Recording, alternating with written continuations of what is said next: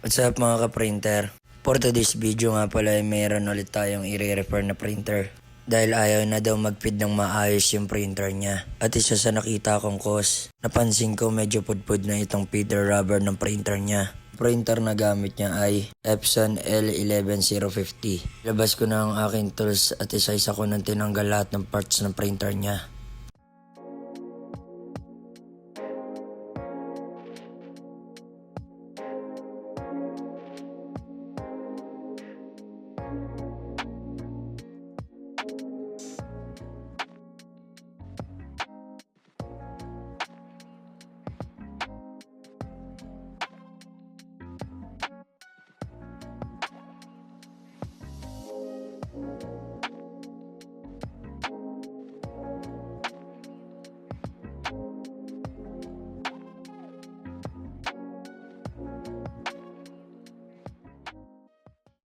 Napansin ko medyo malabo yung pwesto ng camera ko, kaya inayos ko muna.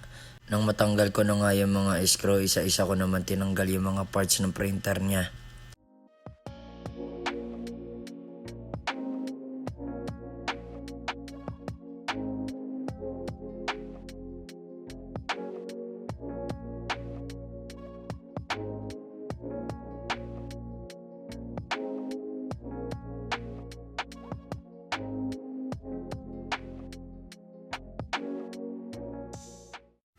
Nang matanggal ko na nga yung cover, need naman natin tanggalin yung mga screw nitong paper holder niya.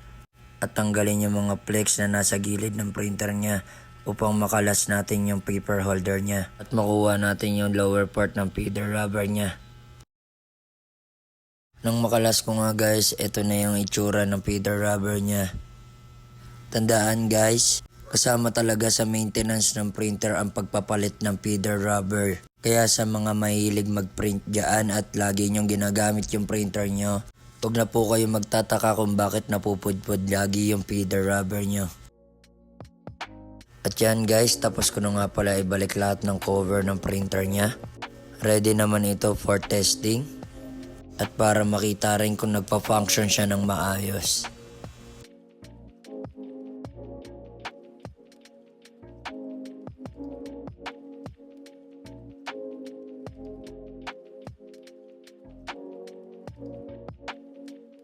So ayan guys, nagpa-function naman siya ng maayos at wala naman siyang blinking.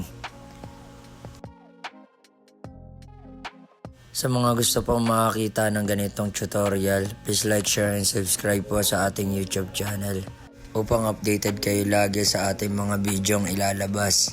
Maraming salamat po sa panonood.